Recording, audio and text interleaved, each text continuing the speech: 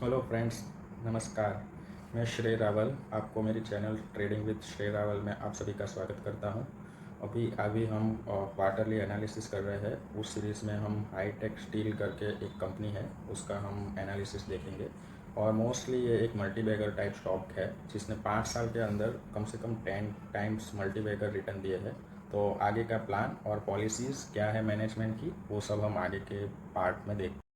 Hi tech steel and pipes का review कर रहे हैं, तो आप वीडियो अंत तक ज़रूर देखिए। आपको कुछ ना कुछ जानने या सीखने को मिलेगा।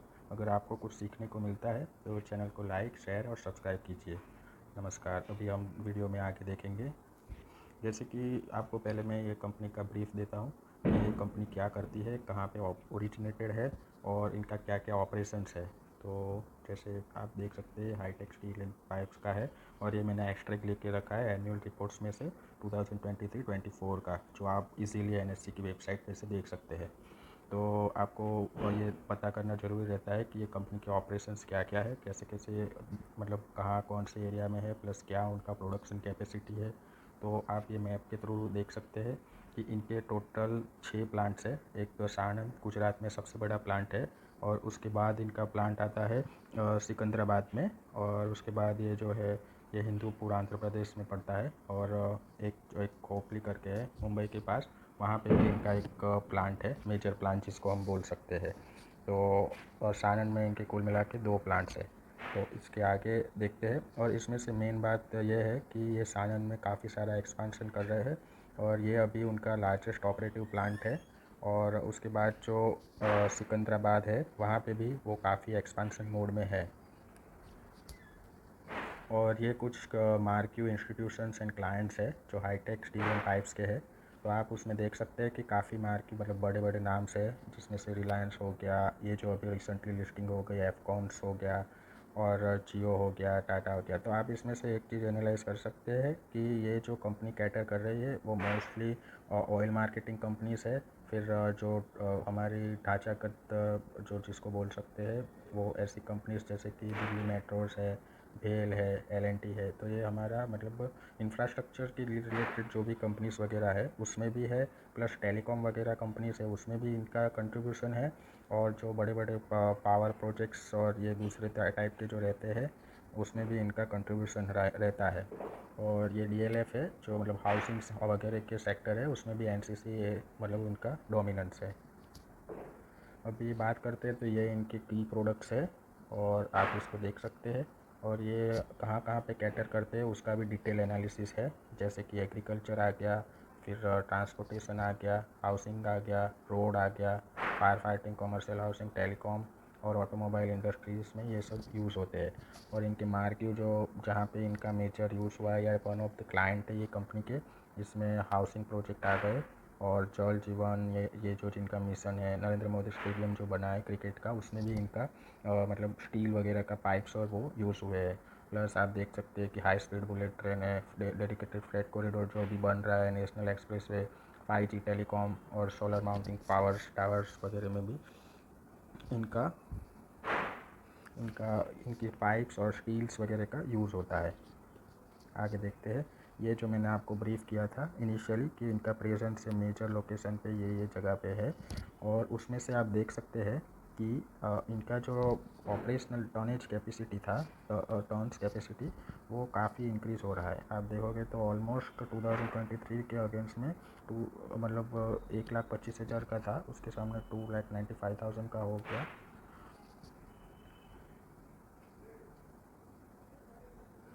अभी इनके इन्वेस्टमेंट और एक्सपेंशन, क्योंकि ये कंपनी अपने एक्सपेंशन के लिए काफ़ी मशहूर है, इन्होंने काफ़ी एक्सपेंशन किया है। आप देख रहे हैं तो हर बार इनका एटलीस्ट 30 to 40% एक्सपेंशन होता है, और मेजॉरिटी इनका जो सिकंदराबाद है और साणंद है उसमें इनका काफ़ी एक्सपेंशन वगैरह का प्लानिंग है। और इनका रिपोर्टेड फिगर है वो एक्सपेंशन के बाद 7,50,000 के आसपास था। और उसके बाद अभी इनका मतलब टारगेट है वो 10,10,000 मैट्रिक टन का है। तो काफ़ी एक्सपेंशन है। ये पर्टिकुलर ये तो इन्होंने 7,50,000 का तो उन्होंने एज ऑफ 31 मार्च 2024 को ही अचीव कर लिया था। अभी 10,10,10,000 का जो है वो अभी इनको करने का प्लानिंग है इस साल में। इसमें से अभी देखते हैं कि हाफ ईयर में इनका कितना टारगेट अचीव हुआ। और ये कुछ इनके जो रिवॉर्ड्स और रिकॉग्निशंस वगैरह है, तो इनके पास काफ़ी सारा मतलब अवार्ड्स वगैरह इनको मिले हुए हैं और मतलब वेल नोन है काफ़ी, मतलब लाइसेंस वगैरह भी इनके पास है, ISO का है, BIS हॉलमार्क्स वगैरह भी है, तो रेप्यूटेशन भी काफ़ी है। अभी यहाँ से हमारा मेन पार्ट स्टार्ट होता है। आपने उसका ब्रीफ वगैरह तो देख लिया, तो क्या था ब्रीफ वगैरह कि कंपनी क्या करती है, कहाँ कहाँ पे उनका ऑपरेशंस है और किस किस इंडस्ट्री को कैटर करती है। अब आगे हम देखते हैं कि इनके अभी जो आज मार्केट आवर्स के बाद रिजल्ट्स आए वो कैसे रहे। ये एक्सपेक्ट आपको NSE की वेबसाइट पर से मिल जाएगा, मैंने वहाँ से ही डाउनलोड किया हुआ है। और आगे देखते हैं। तो एक तो इन्होंने कुछ नया अपॉइंटमेंट किया है, कोई मतलब सीनियर मेंबर का, इंडिपेंडेंट वुमेन डायरेक्टर का, ये इनके रिलेटेड डिस्क्लोज़र है। एक इन्होंने कुछ एक्सपांसन के लिए कुछ कंपनी अपने रिलेटेड पार्टी टाइप कंपनी है उसको एक्वायर कर रहे हैं, ये पूरा उनका डिस्क्लोज़र है। और ये अभी आगे भी एक्सपेंशन करके जो प्लम्बिंग मटेरियल रहता है और स्टील के साथ साथ PVC वगैरह, प्लास्टिक, अदर मेटल्स की भी जो पाइप्स वगैरह रहती है उसमें भी ये लोग कैटर करने का सोच रहे हैं। तो इसके लिए एक्विजिशन काफ़ी मतलब बढ़िया और बेहतरीन है एक्सपांसन के लिए, तो इस पर भी नज़र रहेगी। ये आप देख सकते हैं डिटेल्स वगैरह। हाँ, अभी ये इनका फाइनेंशियल्स है और इसमें से ये उनका प्रॉफिट एंड लॉस अकाउंट जिसको आप बोल सकते हैं फिनेंशियल्स रिजल्ट, और इसमें आपको ये कंसोलिडेटेड है। तो हमको ज़्यादातर आजकल कंसोलिडेटेड ही हम फिनेंशियल स्टेटमेंट एनालिसिस करते हैं। पहले के टाइम में था कि हम स्टैंड अलोन वगैरह के भी देख लिया करते थे और उसके बेस पे हम एनालिसिस और रिपोर्ट प्रेजेंट करते थे। बट आज के टाइम में हम ज़्यादा रिलायबल और मतलब जिससे ओवरऑल कंपनी का पता चलता है, ये पर्टिकुलरली कंपनी का पता चलता है, वो एक यही है जिससे हम पता कर सकते हैं कि क्या परफॉर्मेंस रहा। तो परफॉर्मेंस हाईलाइट में हम देख सकते हैं कि कंपनी का काफ़ी अच्छा ग्रोथ रहा इस दौरान। और इसमें बेसिकली इनका EPS जो है वो भी काफ़ी मतलब इन द लाइन है हाफ ईयरली। और मतलब थोड़ा डीप देखने को मिलेगा आपको, क्योंकि इस बार ये लोग ESOP वगैरह का भी प्लानिंग कर रहे हैं। और उनकी टॉप लाइन की बात करते हैं तो रेवेन्यू में काफ़ी डिक्लाइन देखने को मिली है। बट ये आप कंसिडर करके चल सकते हैं कि सीजनल है, क्योंकि आप अगर कंपेयर करते हैं हाफ ईयर का रिज़ल्ट तो आप यहाँ पे देख सकते हैं क्लियरली हाई है। और इसमें बेसिकली ट्रेंड ये रहता है कि सीजनलिटी का भी ट्रेंड रहता है। तो अगर आपको इस वाले को मल्टीप्लाई करते हैं इंटू 2, तो वेल अब ये जो एनुअल फिगर आएगा तो वो उसके ऊपर जाने के पूरे पूरे चांसेस है। और अभी जैसे ये आज का इलेक्शन रिजल्ट्स प्लस चीन में स्टिम्युलस पैकेज का भी ऐलान हो सकता है, उसकी वजह से भी इसमें ये इंडस्ट्रीज़ जो भी इंडस्ट्रीज़ इसमें है मेटल, उसमें काफ़ी बड़ी तेज़ी मतलब सिक्लिकल आ सकती है। तो ये यहाँ का एनालिसिस में आपको मैं ब्रीफली दिखा देता हूँ। तो ये सितंबर का ये इनके सेल्स का और रेवेन्यू का नंबर्स है जो यही पर्टिकुलर पीरियड में देखते हैं।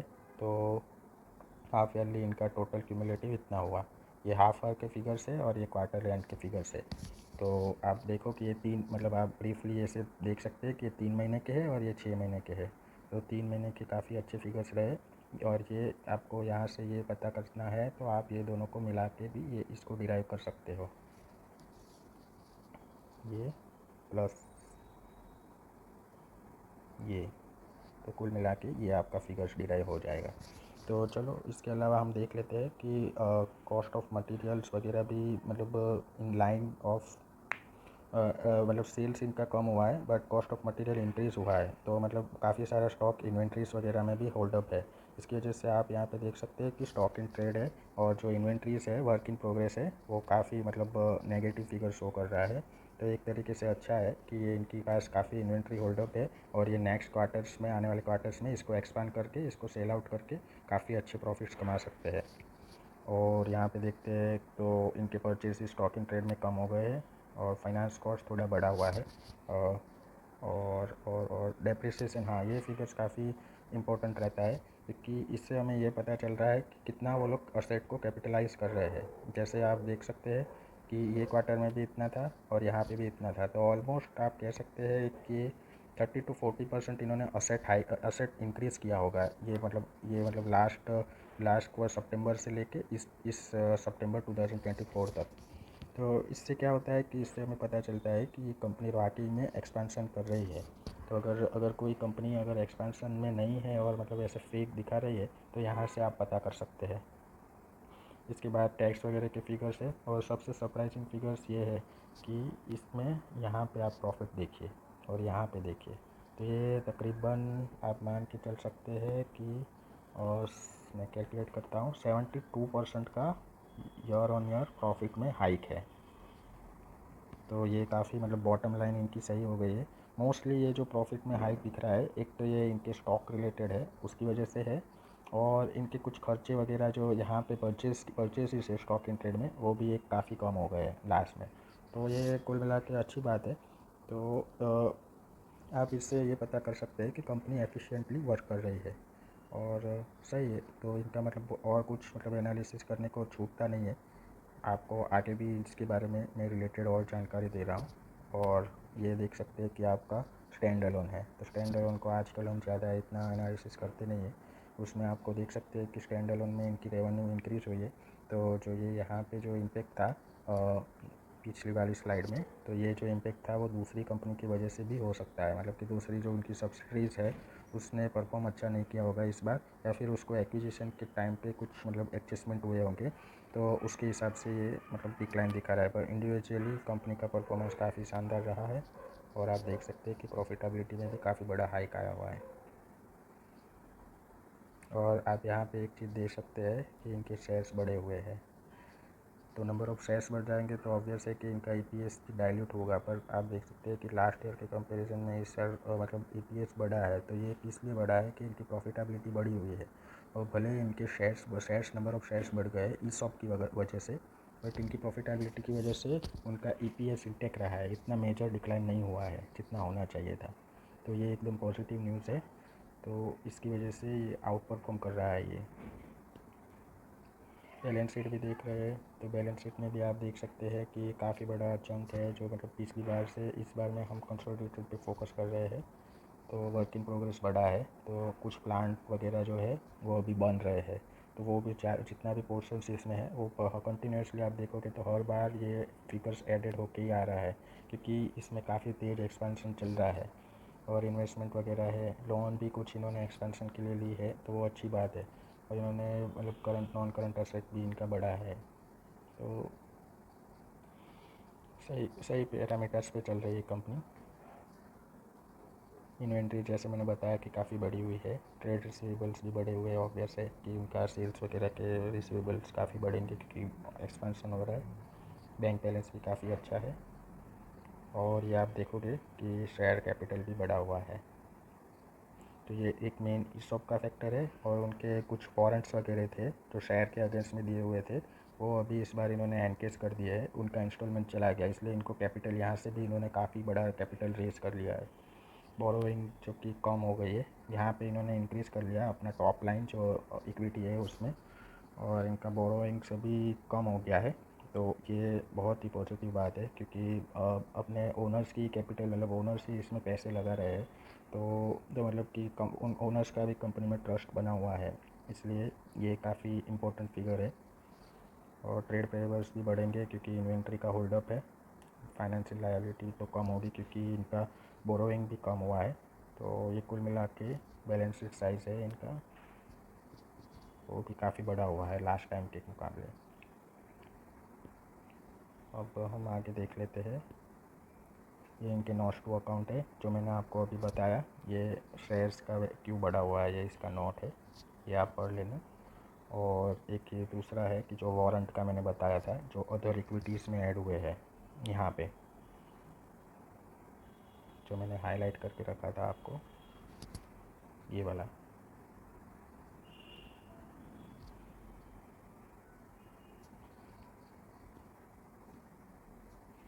और ये हो गया। और यहाँ पे भी आप देख सकते हैं कि उन्होंने QIP भी लाया हुआ है।